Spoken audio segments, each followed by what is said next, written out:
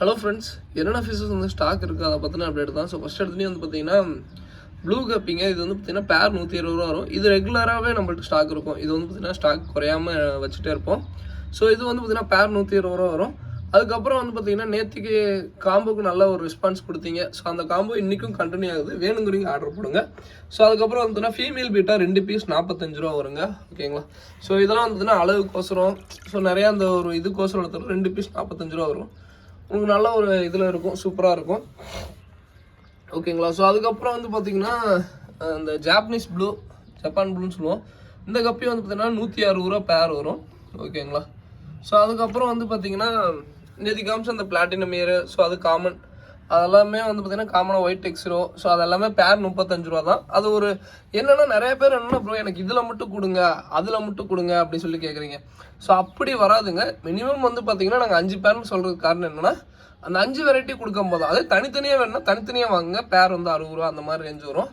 So ஓகேங்களா? So உங்களுக்கு தனித்தனியாக வேணும்னா தனித்தனியாக வாங்க. இது வந்து காம்போ மாதிரி கொடுக்குறது. அது என்ன ரீசன்னா மினிமம் ஒரு 5 பேர் கொடுக்கும்போது என்னென்னா எங்களுக்கு எல்லாமே காலியாகும் போது ஓகே 5 பேர் 10 பேர் பல்காக காலியாகும். ஸோ அதனால தான் இந்த மாதிரி ஆஃபர் கொடுக்குறது. ஓகேங்களா? ஸோ இல்லை அப்புறம் எனக்கு 2 பேர் 1 பேர்லாம் அமுச்சு விடுவீங்களா அப்படின்னு கேட்டால் தாராளமாக அமுச்சு விடுவோம். அதுக்கு வந்து பார்த்தீங்கன்னா ரீட்டைல் ப்ரைஸ். இது வந்து பார்த்தீங்கன்னா 5 பேர் 10 பேருங்கிறப்ப ஹோல்சேல் ப்ரைஸ் மாதிரி போட்டு அமுச்சு விடுவோம். அதே நீங்கள் இது பிளாட்டினம் இயர் 1 பேர் மட்டும் வேணும்னா 60 ரூபா ஒரு பேர். ஸோ நீங்கள் 1 பேர் கேட்டிங்கன்னா கொரியர் பண்ண தயாராக இருக்கும். பட் என்னன்னா உங்களுக்கு கொரியர் சார்ஜ் வந்து பார்த்தீங்கன்னா 5 பேர் வரைக்கும் 55 ரூபா வரும். 5 பேருக்கு மேலே எடுத்திங்கன்னா 90 ரூபா வரும் கொரியர் சார்ஜ். இது தமிழ்நாடுக்கு. இதே பெங்களூருக்காக இருந்தால் 5 பேர் வரைக்கும் 70 ரூபா வரும். 5 பேருக்கு மேலே போணுச்சுன்னா கொரியர் சார்ஜ் 120 ரூபா வரும். ஸோ பெங்களூரை பொறுத்த வரைக்கும். ஓகேங்களா? ஸோ அதுக்கப்புறம் வந்து பார்த்தீங்கன்னா சில்லி மொசைக்கி வரும். இந்த காம்போ நேற்றுக்கு சொன்ன காம்போ தான், அந்த 35 ரூபா இது வந்து நேற்றுக்கு சொன்னதே தான். கோப்ரா கப்பி வரும்.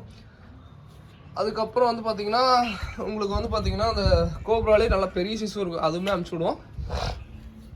இந்த சிம்ஸை பொறுத்த வரைக்கும் நல்ல ஒரு வரவேற்புங்க. பைத்திரிக்கெட் ஒன்று ஆஃபருக்கு நல்ல ஒரு ரெஸ்பான்ஸ் இப்போ வரைக்கும் நல்ல ஒரு மூவ்மெண்ட்டே ஆகிடுச்சுன்னு சொல்லலாம்.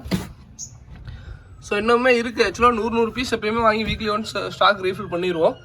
நல்ல ஒரு வரவேற்பு தான் சிம்ஸை பொறுத்த வரைக்கும். ஓகேங்களா? ஸோ ஒரு பேரோட 70 ரூபாய்ங்க. 3 பேர் வாங்கினா 1 பேர் ஃப்ரீ. ஓகேங்களா? ஸோ அதுக்கப்புறம் வந்து பார்த்தீங்கன்னா ஒரு மீனை ப்ரோ எப்படி ப்ரோ வளர்த்துறது அப்படின்னு சொல்லிட்டு நிறைய பேருக்கு ஒரு இதாகவே இருக்குது. என்னன்னா எப்படி ப்ரோ மீன் இறக்காமல் வளர்த்துறது, ஸோ எப்படி ப்ரோ அப்படின்னு சொல்லிட்டு நிறைய பேர் முடிஞ்ச அளவுக்கு மீனுங்களை பொறுத்த வரைக்கும் தண்ணி தாங்க செட் பண்ணிக்கணும். இந்த தண்ணி பாருங்கள் எவ்வளோ அழுக்காக இருக்க மாதிரி இருக்கா. நிறைய பேருக்கு என்னென்னா தண்ணி தெளிவாக இருந்தால் மீன் சூப்பராக இருக்கும் அப்படின்னு நினச்சிக்கிறீங்க. அப்படி இல்லைங்க. ஒரு தண்ணி வந்து பார்த்தீங்கன்னா கண்டிஷன் பண்ண தண்ணிங்கிறது பழைய தண்ணி. ஓகேங்களா?